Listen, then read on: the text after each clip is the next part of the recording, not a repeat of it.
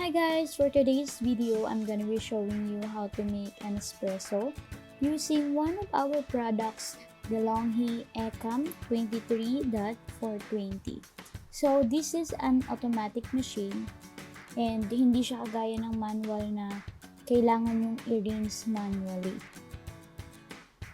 So itong automatic machine, pag binuksan nyo siya, kusa siya magre-rinse. So, ayan, nakalagay sa screen, rinsing. Antayin nyo lang siya matapos and don't press any buttons.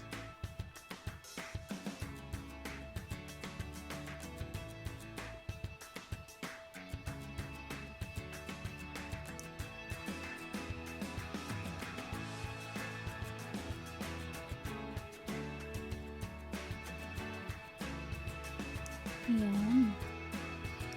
Nakalagay heating up. Please wait. So, ayan. Itong automatic machine, pwede nyo siyang iset. Pwede kayong mag-customize ng sarili ng coffee. Ayan. So, meron siyang espresso coffee, long coffee, standard coffee, and extra long coffee. Pwede nyo rin i-change yung taste according sa gusto nyo. Merong pre-ground, yan, dun ilalagay, 1 scoop lang yung max.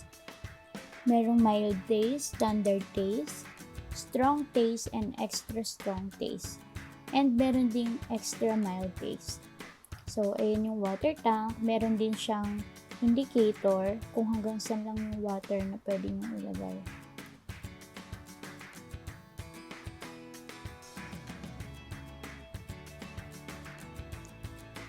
Ito naman yung drip tray, ang ating grounds container, and ito naman ang ating bean container sa taas.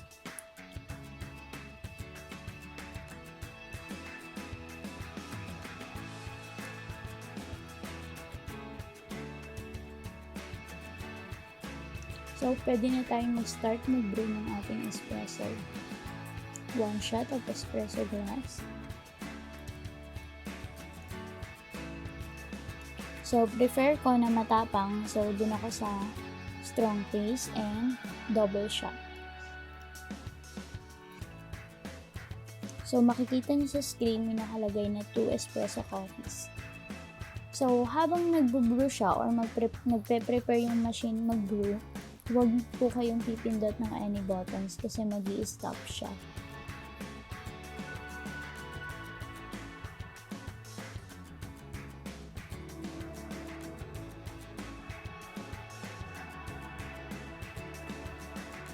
Meron ding escape button which is cancel.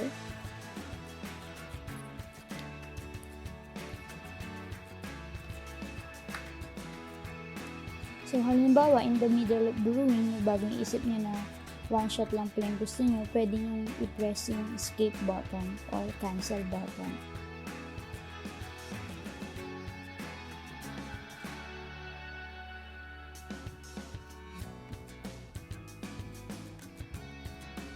Ayan, so meron na tayong 1 shot of espresso.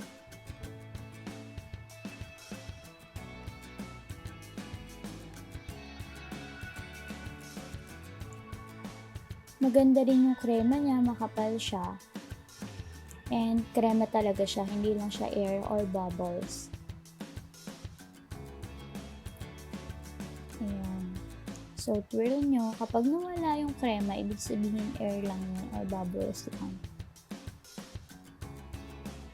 So, pwede na tayo mag-proceed sa ating steaming. So, just like manual machine, kailangan nyo munang mag-release ng steam or i-purge yung steam 1 bago kayo mag-proceed mag-froth ng milk. So, nakalagay heating up and please wait. Makikita nyo sa screen na pwede na kayong mag-start kapag lumabas na yung words na turn steam knob. Ayan. So, nag-release na ako ng steam. And proceed na tayo sa frothing ng ating milk.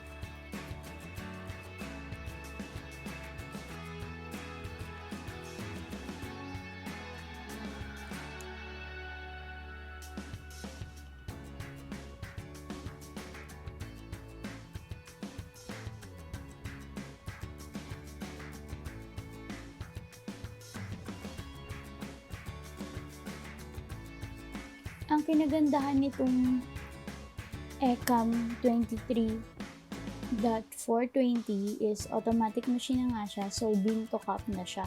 Meron na siyang built-in grinder.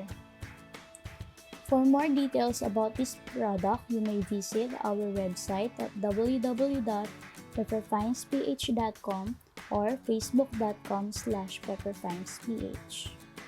So while steaming, makikita nyo or malalaman nyo na okay na yung milk once hindi nyo na kaya yung init or hindi nyo na kayang hawakan yung milk jug.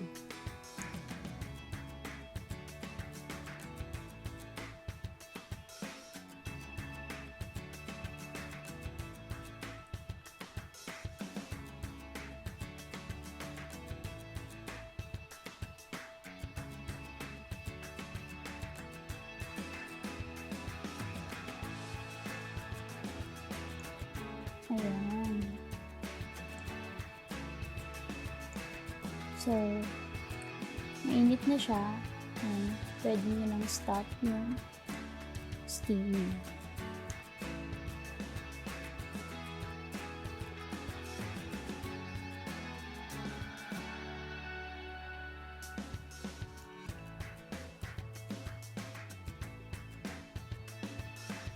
Wipe nyo lang yung steam wand and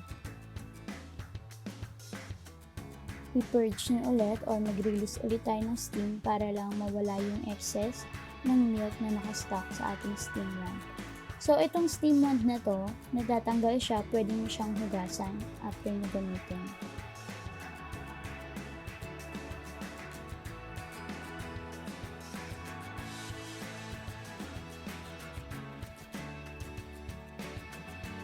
Transfer na natin ang ating espresso and milk sa ating latte glass.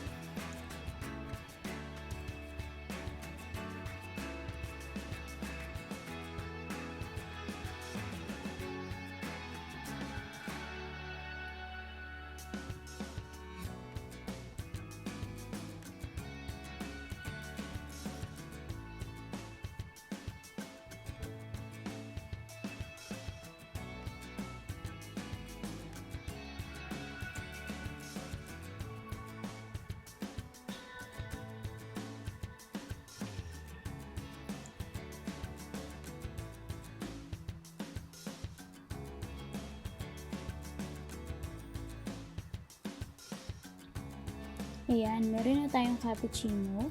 And pwede nyo siyang lagyan ng any flavorings na gusto nyo. Syrup, sauces, or kahit sugar lang okay na.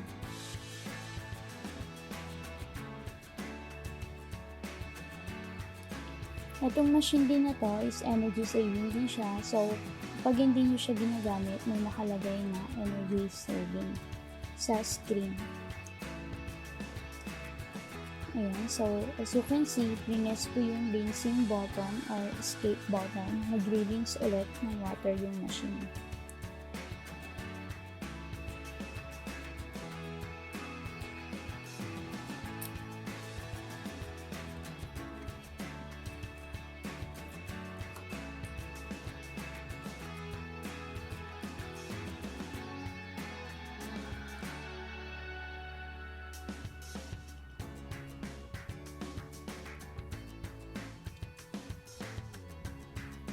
Ayan. And another pros ng machine na to, pwede nyo makita, i-change yung temperature, i-change yung water hardness, kasi makikita nyo siya sa screen. Ayan. So, pwede nyo rin siyang i-reset. And yung descaling niya rin, madaling hanapin.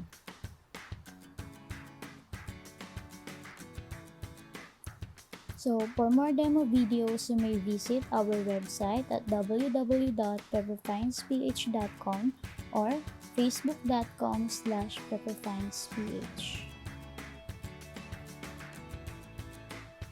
So, once you turn up the machine, mag-rinse siya ulit. Ang mga automatic machines kasi is hindi mo na kailangan manually i-rinse yung extraction valve kasi pag binuksan nyo siya sa kapag pinatay, kung sana siya mag-rinse.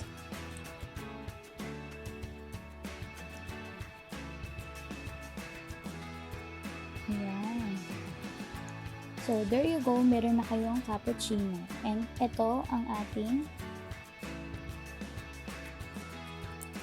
coffee grounds container, which is yung mga used coffees or yung na-brew doon babagsak. Thanks for watching!